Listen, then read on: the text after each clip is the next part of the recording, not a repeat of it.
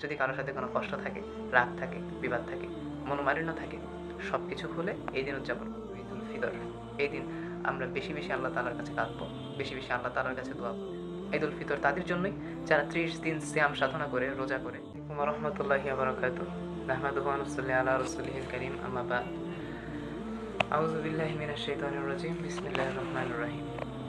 মধুপুর উত্তরপাড়া চিস্তিয়া দরবার শরীফের সকল আশেক জাকের ভাই ও বন্ধুদের পবিত্র রমাদান মাস শেষ এবং আসন্ন ঈদুল ফিতর উপলক্ষে সকল আশেক জাকের ভাই ও বন্ধুদের জানাচ্ছি ঈদুল ফিতরের অগ্রিম শুভেচ্ছা এবং অভিনন্দন।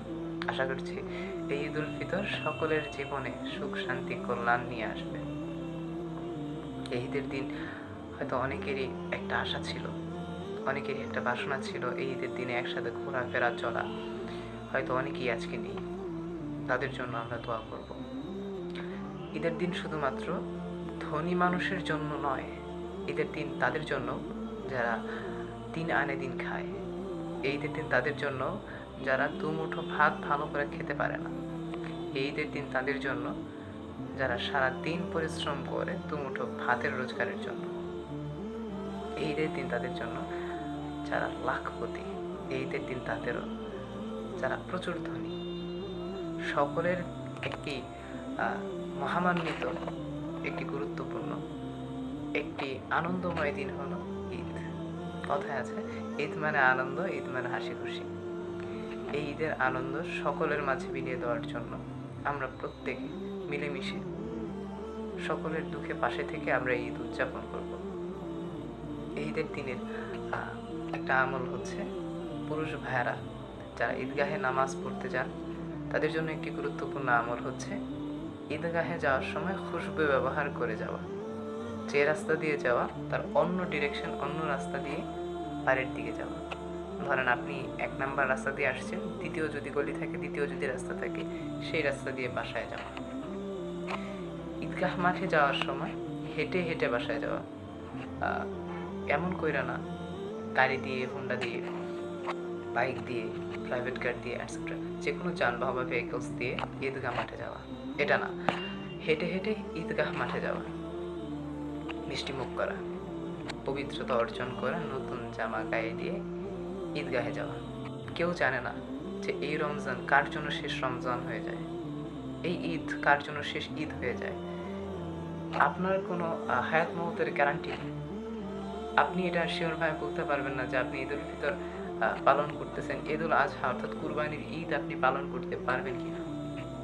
আপনার 1 সেকেন্ডেরও কোনো ভরসা নেই, 1 সেকেন্ডেরও ভরসা নেই। সুতরাং এই রমজান মাসকে পেয়েও যারা হারাইতেন, এদের মতো তো মূর্খ আর হয় না যারা গুনাহটাকে মাফ করাইতে পারবেন।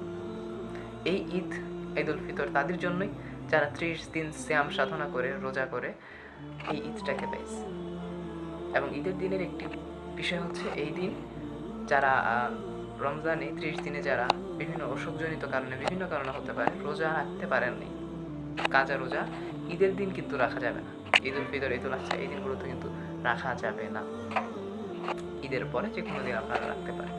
পবিত্র ঈদুল ফিতর, এই দিন আমরা বেশি বেশি আল্লাহ তাআলার কাছে কাঁদবো, বেশি বেশি আল্লাহ তাআলার কাছে দোয়া করব যেন মহান রব্বুল আলামিন আমাদের প্রত্যেককে মাফ করে দেন। যারা আত্মীয় স্বজন, গুরুজন যারা দুনিয়ার জমিন থেকে বিদায় নিচ্ছেন, প্রত্যেকের জন্য দোয়া করব যেন আল্লাহ পাক রব্বুল আলামিন প্রত্যেকের কবরগুলোকে জান্নাতের টুকরা বানায় দেন।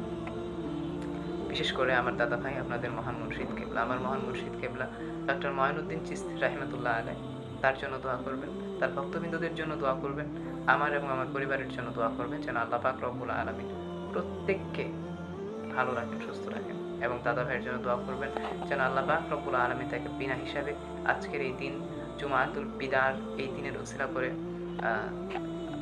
আগামীকালের পবিত্র ঈদুল ফিতরের উসিলা করে আল্লাহ পাক রব্বুল আলামিন হুজুর কেবলা যেন কবরটা যেন রিয়াজুল জান্নাতের বাগিচা বানায় দেন। সর্বোপরি একটা কথা সবার উদ্দেশ্যে বলতে চাই, এই দিন হচ্ছে পবিত্রতার দিন, খুশির দিন, আনন্দের দিন। এই দিনে কাউকে কষ্ট দেওয়া যাবে না। যদি কারোর সাথে কোনো কষ্ট থাকে, রাগ থাকে, বিবাদ থাকে, মনোমালিন্য থাকে, সব কিছু ভুলে এই দিন উদযাপন করবেন। আশা করছি আপনাদের ঈদ, এই ঈদটি আপনাদের সকলের জীবনে কল্যাণ এবং বরকত নিয়ে আসবে। আল্লাহ পাক রব্বুল আলামিন আমাদের সকলকে সুন্দরভাবে ঈদ উদযাপন করার জন্য তৌফিক দান করুন। ওয়া আখিরু দাওয়ানা আনিল হামদুলিল্লাহি রাব্বিল আলামিন। আসসালামু আলাইকুম ওয়া রাহমাতুল্লাহি ওয়া বারাকাতুহু।